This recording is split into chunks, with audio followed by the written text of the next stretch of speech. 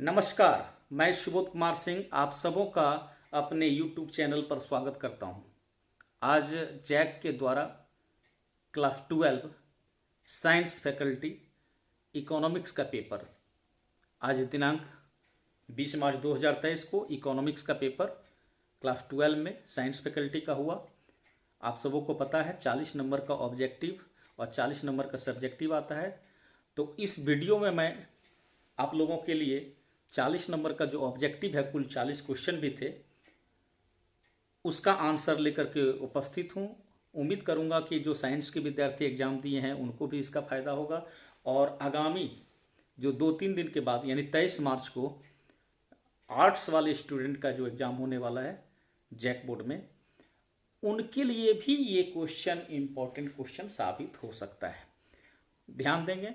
और next year में जो आर्ट्स वाले स्टूडेंट होंगे उनके लिए तो खैर ये साइंस का 2023 का क्वेश्चन ज़्यादा मायने रखेगा ही। तो चलते हैं, क्वेश्चन बाय क्वेश्चन देखते जाएंगे और सबका आंसर बताते जाएंगे। तो जैसा कि आप देख रहे हैं, जैक बोर्ड हुआ, झारखंड बोर्ड, और इकोनॉमिक्स ये साइंस और कॉमर्स दोनों फैकल्टी के स्टूडेंट्स के लिए ये काम में आता है। और 2023 आज डेट था 20 मार्च 2023, आज ये एग्ज़ाम संपन्न हुआ। इसका मैं जो ऑप्शनल है, इकोनॉमिक्स ऑप्शनल है, कुल आप देख रहे हैं 80 नंबर, लेकिन ये 80 नंबर कैसे आते हैं तो 40 नंबर ऑब्जेक्टिव और 40 नंबर सब्जेक्टिव, कुल 80, और 20 नंबर आपको स्कूल या कॉलेज से दिया जाता है, यानी कुल 100 नंबर ये इंटरनल नंबर हुआ। तो मैं आंसर पर डायरेक्ट जाता हूं, आप लोग का समय बर्बाद नहीं करना चाहूँगा। ये सेक्शन ए है, आप देख सकते हैं पार्ट ए, सेक्शन ए नहीं बोल करके पार्ट ए बोलते हैं। MCQ क्वेश्चन, इसमें कुल कितने क्वेश्चन है आप देख सकते हैं। फुल मार्क्स 40 है, क्वेश्चन नंबर नहीं दिया गया है, लेकिन आप जानिए क्वेश्चन नंबर भी, यानी टोटल क्वेश्चन है 40, नंबर ऑफ क्वेश्चन 40 है और उसके पूर्णांक कितने हैं 40। और उसके बाद पार्ट बी 40 नंबर का सब्जेक्टिव है, उसको मैं नेक्स्ट वीडियो में बताऊंगा। तो आज ऑब्जेक्टिव शुरू से देखते हैं। आप पहला क्वेश्चन देख सकते हैं, इंग्लिश और हिंदी दोनों मीडियम में दिया हुआ है, तो मैं ज़्यादा फोकस करूंगा हिंदी मीडियम पर। अर्थव्यवस्था की किस समस्या का संबंध तकनीक के चयन से है? तो तकनीक के चयन से इसी का है, कैसे उत्पादन करें। इसमें है वस्तु या सेवा का चयन से, और इसमें है तकनीक के चयन से। ठीक है। और ये जो होता है ये आय के वितरण से है, जो उत्पादन होगा उसको वितरण हम कैसे करें विभिन्न साधनों के बीच। तो इस क्वेश्चन का आंसर होगा क्या, कैसे उत्पादन किया। ये क्वेश्चन नंबर 1 का हुआ। अब आते हैं क्वेश्चन नंबर 2। किसी वस्तु की मानवीय आवश्यकताओं को संतुष्ट करने की क्षमता वो क्या कहलाती है? उपयोगिता, यानी कि यूटिलिटी कहलाती है। पूछता भी है, अगर मान लेते हैं आगे जाकर के सब्जेक्टिव में पूछता उपयोगिता किसे कहते हैं, तो यहां से आंसर उठा देंगे। किसी वस्तु की मानवीय आवश्यकता को संतुष्ट करने की क्षमता को क्या कहते हैं? उपयोगिता कहते हैं।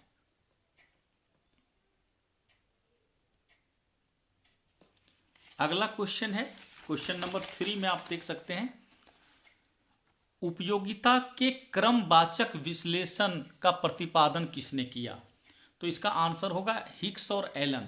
एक्चुअली एक होता है क्रमवाचक विश्लेषण, तो इसका हो गया हिग्स और एलन।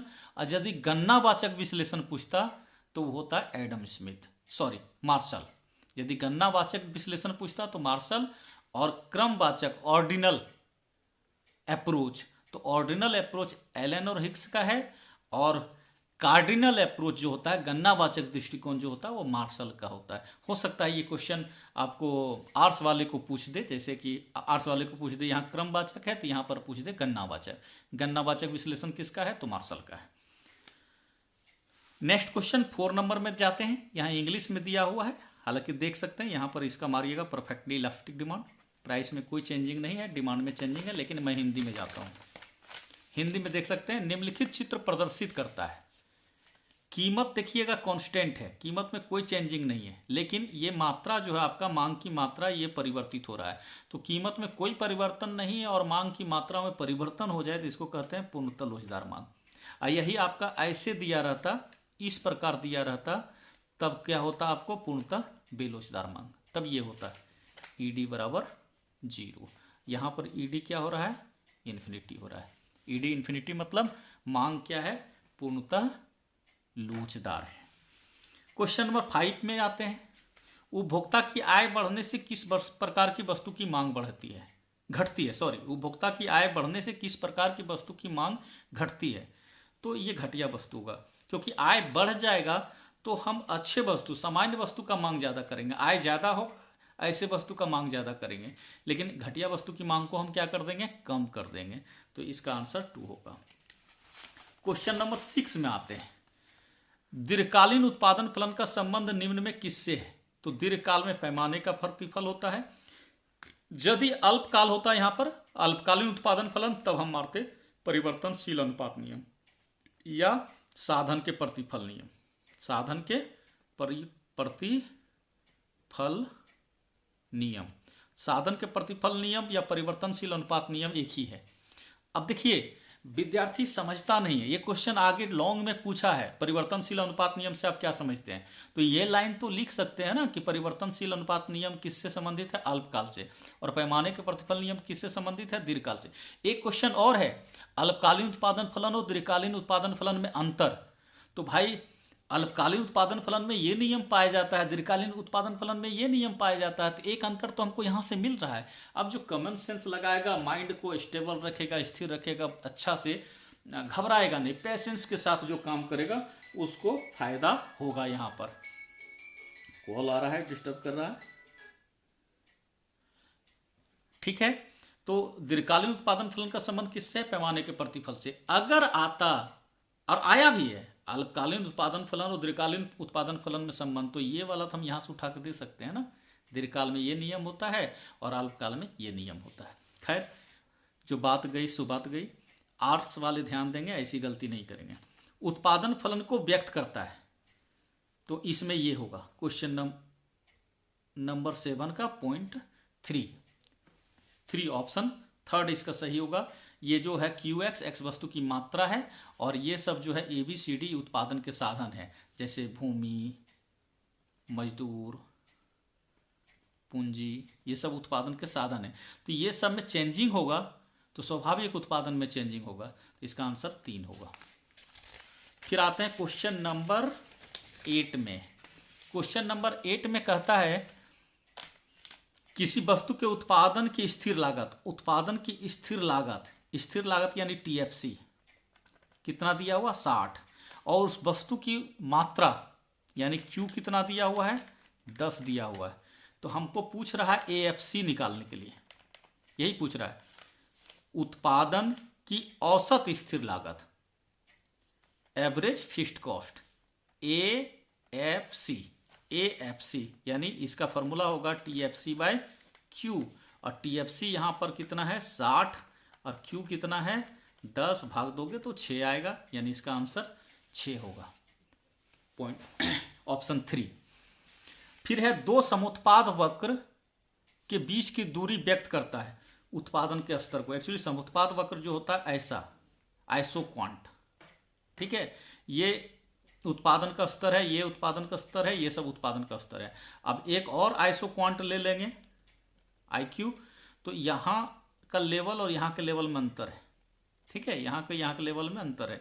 यहाँ समान उत्पादन स्तर है, अगर 200 यहाँ पर है तो 200 यहाँ पर भी है, 200 यहाँ पर भी है, लेकिन यहाँ की मात्रा हो सकती है 300 हो जाए, फिर यहाँ पर 300 ही रहेगा, लेकिन इसका और इसका में अंतर है ना, तो इसका मतलब है उत्पादन का स्तर इसका सही आंसर होना चाहिए। तो 9 का 1 नंबर मारना था। उसके बाद आते हैं क्वेश्चन नंबर 10 में, निम्नलिखित में कौन सही है। तो TVC, एक्चुअली ये दिमाग में हमेशा रखिए, TC बराबर TFC प्लस TVC होता है। अब हमारा कौन सही है, तो TVC यहां पर इधर कर देंगे तो TC माइनस TFC हो जाएगा, ये सही है। बाकी किसी का सेट नहीं कर पाइएगा, देख लीजिएगा इसमें आगे पीछे करके। फिर 11 में आते हैं, उत्पादन की मात्रा में परिवर्तन करने से किस लागत में परिवर्तन नहीं होता है, ये कुल स्थिर लागत, इसको TFC शॉर्ट में कहते हैं। यहां से नहीं पकड़ाता हो तो यहां देखिए टोटल फिक्स्ड कॉस्ट, TFC में कोई चेंजिंग नहीं, उत्पादन का स्तर 0 हो, जैसे बताए थे कि क्यू आपका 0 भी होगा तो भी टीसी आपका कुछ ना कुछ आएगा। जैसे 10 आ गया, 1 हुआ तो ये 12 हो गया। अब यहाँ पर टीएफसी देखोगे तो टीएफसी यहाँ 10 रहेगा, यहाँ पर भी 10 रहेगा, यानी उत्पादन 0 से 1 हो गया तो भी टीएफसी में कोई चेंजिंग नहीं आया। तो इसका आंसर 2 होगा। फिर आते हैं क्वेश्चन नंबर 12 में, the shape of average cost. Average cost यानी एसी, तो एसी का शेप होता है यू। हिंदी में भी जाकर देखेंगे, हिंदी में देखिए औसत लागत वक्र का आकार होता है तो कैसा होता है, यू शेप का होता है। देखो एसी, एवीसी और एमसी, ये 3 है कॉस्ट में, तीनों का आकार कैसा होता है, यू जैसा होता है। किस बाजार में एमआर एआर बराबर होता है, इसका आंसर होगा पूर्ण प्रतियोगिता बाजार में। बाकी बाजार में जाइएगा तो सब में एआर ग्रेटर देन एमआर होगा, चाहे एकाधिकार हो या एकाधिकारी हो, वो सब में एआर एमआर से बड़ा होता है, लेकिन पूर्ण प्रतियोगिता में एमआर एआर बराबर होता है। अगला क्वेश्चन आते हैं 14 नंबर में, कहता है किस बाजार में विभेदीकृत वस्तु, विभेदीकृत वस्तु को इंग्लिश में क्या कहते हैं, डिफरेंशिएटेड गुड्स, यानी गुड्स अलग अलग हो सकता है। तो आप ध्यान दीजिए, पहले भी बताए हैं और आगे क्वेश्चन भी आया है पूर्ण प्रतियोगिता बाजार की विशेषता।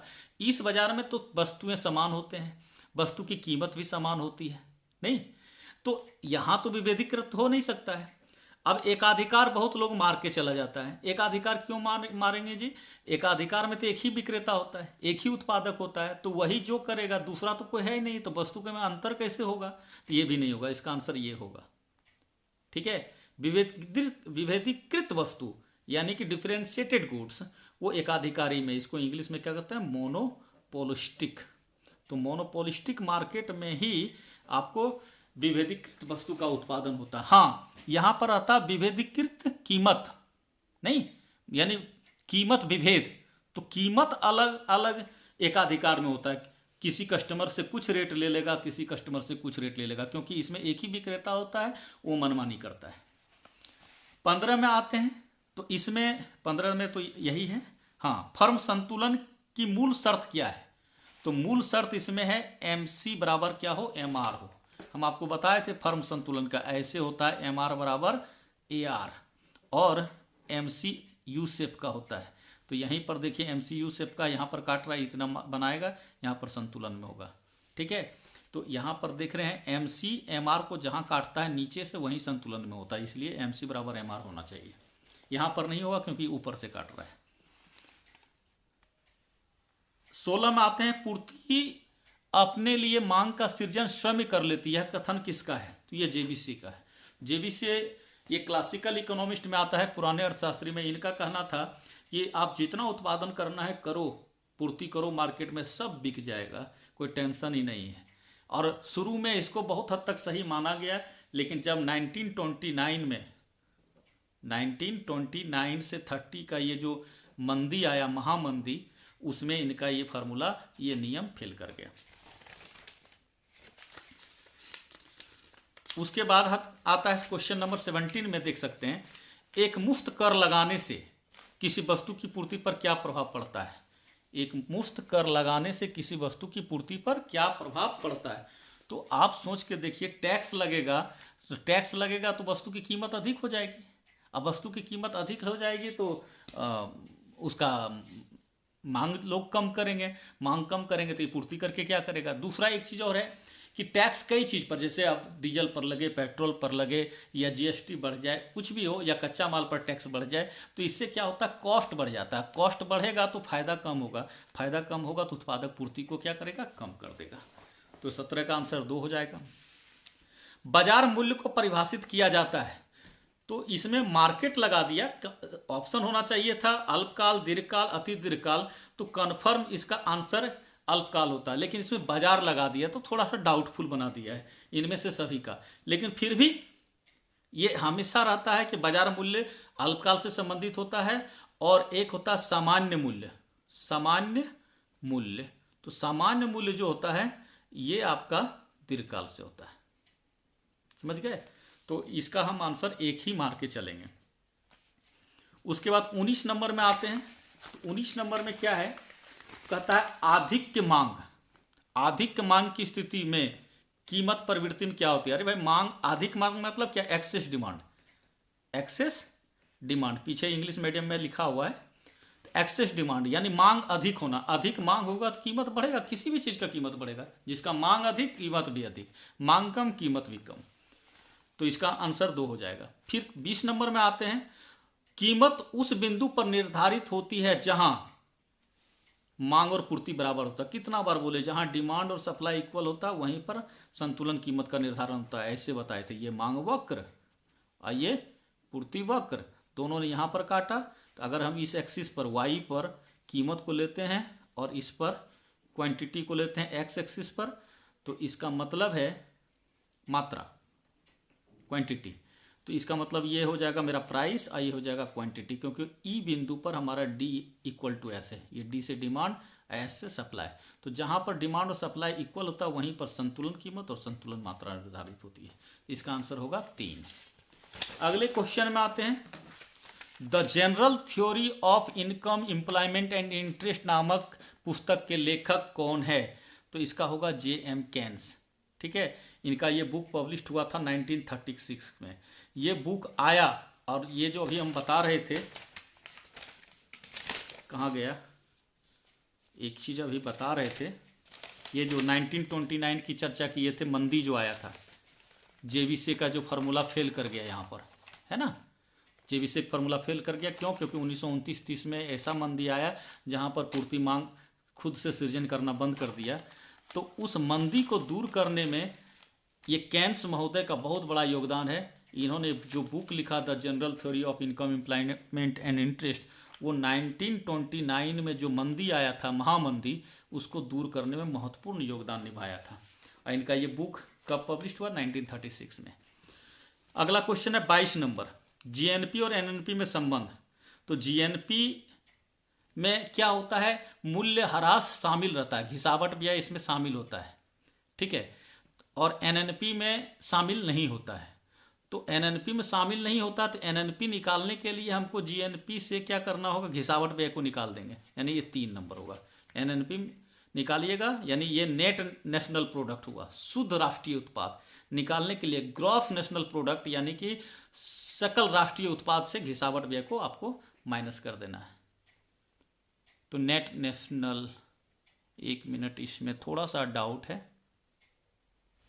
खैर, इसमें ये ध्यान दीजिए, ये एनएनपी है और जीएनपी, ये दोनों बराबर तब हो जाएगा यदि इससे एक घिसावट व्यय जो डिप्रिसिएशन कॉस्ट, इसको अगर माइनस कर देंगे इसमें से, तो इसका वैल्यू और इसका वैल्यू बराबर हो जाएगा। इसका आंसर 3 ही होगा।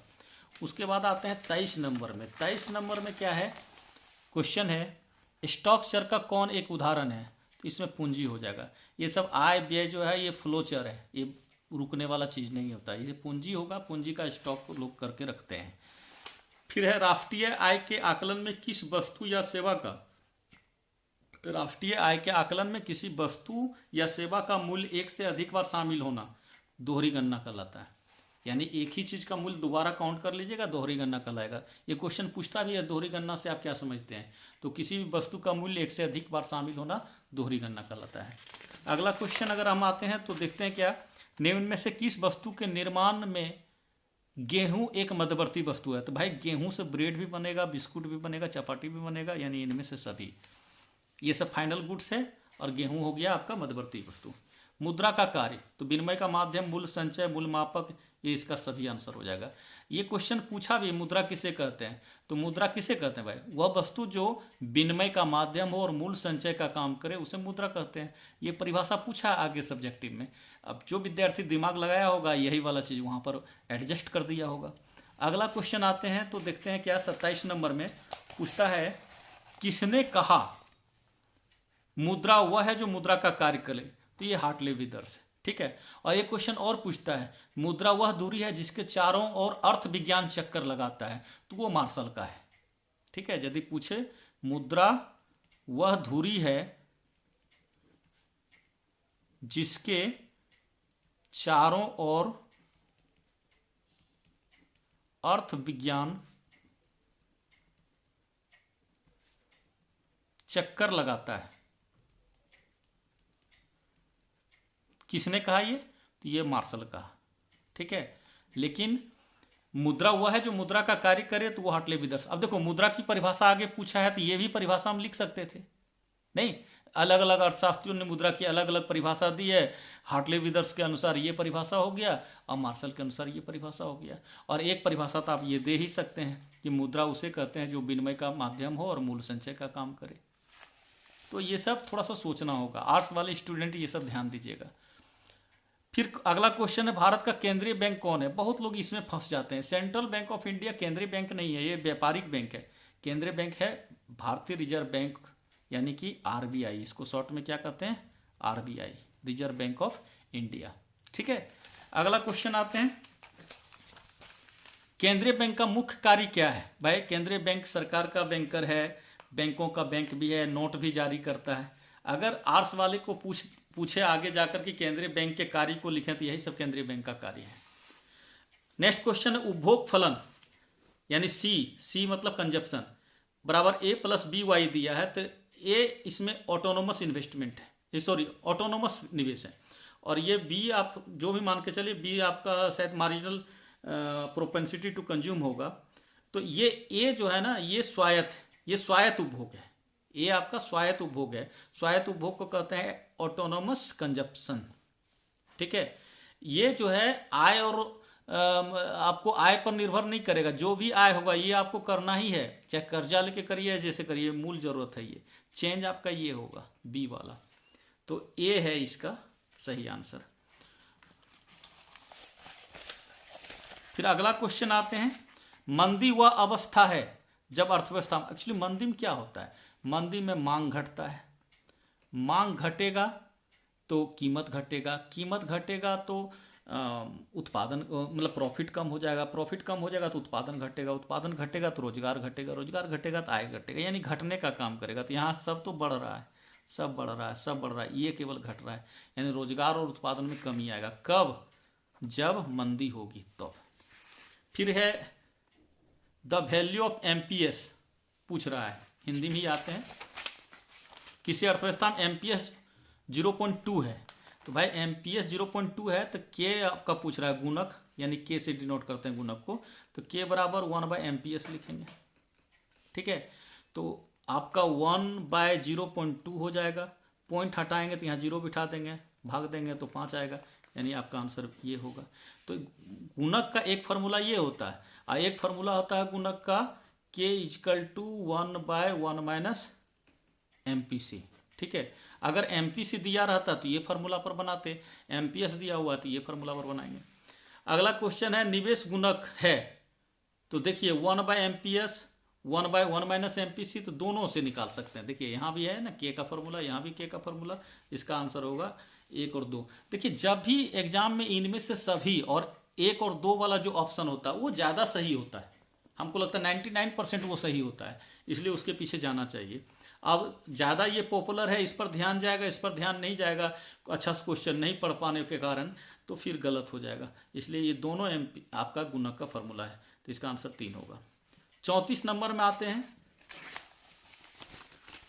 निवेश के निर्धारक घटक कौन सा है, तो इसका दोनों आंसर होगा, पूंजी की सीमांत क्षमता और बाजार ब्याज की दर। अगला क्वेश्चन आता है, निम्न में से अप्रत्यक्ष कर का एक उदाहरण कौन है, तो ये भी अप्रत्यक्ष कर है, ये भी अप्रत्यक्ष कर है, केवल ये वाला जो है ये आपका प्रत्यक्ष कर है। ठीक है, तो इसका मतलब इसका आंसर 3 होगा, उत्बिक्री कर और उत्पाद शुल्क। अगला क्वेश्चन 36 नंबर में आते हैं, राजस्व व्यय एवं राजस्व प्राप्तियों के अंतर, यानी रेवेन्यू एक्सपेंडिचर और रेवेन्यू रिसिप्ट, तो इसको कहेंगे राजस्व घाटा, यानी कि रेवेन्यू डेफिसिट। 37 नंबर में आएंगे, विदेशी विनिमय दर का निर्धारण किसके द्वारा, तो हमेशा कोई भी चीज का रेट निर्धारित होता है यही मांग और पूर्ति द्वारा। कहता कीमत का निर्धारण कैसे होता है, मांग और पूर्ति द्वारा। यहाँ विदेशी विनिमय दर है तो लगा दिए विदेशी विनिमय, लेकिन विदेशी विनिमय का क्या, मांग और पूर्ति, तो इसका आंसर 3 होगा। फिर क्वेश्चन नंबर 38 में आते हैं, व्यापार संतुलन का अर्थ होता है वस्तुओं एवं सेवाओं के आयात निर्यात से, पूंजी के लेन देन से, डेबिट क्रेडिट ये सब कुछ नहीं है, ये होगा आपको इसका आंसर थोड़ा सा डाउटफुल कर देता है, लेकिन फिर भी ये होगा आपका आंसर 1 होगा। व्यापार संतुलन का अर्थ, अरे भाई व्यापार में केवल आयात और निर्यात को देखते हैं, आयात एवं निर्यात। आयात और निर्यात में जो डिफरेंस आया, जो अंतर आता है, उसी अंतर को तो व्यापार संतुलन कहते हैं। ठीक है, 39 में आते हैं। तो 39 में है, निम्नलिखित में कौन सा मद यानी आइटम भुगतान संतुलन के चालू खाते का एक घटक है? तो कौन है भाई? चालू खाता है। तो एक चीज है, चालू खाता हम सब व्यापार शेष वाला ही लाते हैं ज्यादा करके। और व्यापार में क्या होता है अभी बताए, आयात और निर्यात। क्या है? वस्तुओं का आयात और निर्यात, देख सकते हैं ना, आयात और निर्यात। तो यहाँ पर निर्यात है ना, वस्तु का निर्यात, इसलिए इसका आंसर ये दे देंगे 4 नंबर। उस पर अंतिम क्वेश्चन है, भुगतान संतुलन में असंतुलन का, भुगतान संतुलन में असंतुलन, तो इसके कारण भी ये आता है, असंतुलन होता है, इसके कारण भी होता है, इसके कारण भी होता है, लेकिन कह रहा है इसमें आर्थिक कारण। तो राजनीति तो अलग चीज है, राजनीतिक क्षेत्र, आर्थिक क्षेत्र, सामाजिक क्षेत्र, धार्मिक क्षेत्र आप लोग पढ़ते ही हैं। तो ये व्यापार जो है वो अर्थ से रिलेटेड है, यानी आर्थिक से रिलेटेड है, इसलिए इसमें व्यापार चक्र को आपको सही करना है। तो इस तरह से हम देखें 40 क्वेश्चन ऑब्जेक्टिव था, सॉल्व कर दिए। आप लोग अपने पेपर से मिला लीजिए। अगले वीडियो में हम आपको बताएंगे इसके बारे में, पार्ट बी जो आया था। हालांकि साइंस वाले हड़बड़ाएंगे नहीं, आप लोग फिजिक्स परसों हैं, आप लोग फिजिक्स में जोर शोर से लग जाइए। ऑब्जेक्टिव कुछ हद तक मिला लीजिए, लेकिन इसके लिए आपको समय नहीं देना है अभी। ये होगा तो एग्जाम जब कंप्लीट हो जाएगा तो आप अपना सेल्फ जो है असेसमेंट करने का, अवलोकन करने का, वो कर लीजिएगा। लेकिन इसका भी वीडियो मैं कुछ ही देर में बनाऊंगा। आप लोग से उम्मीद करता हूं कि आप लोग का एग्जाम अच्छा गया होगा और आगे के एग्जाम के लिए आपको all the best. Thank you.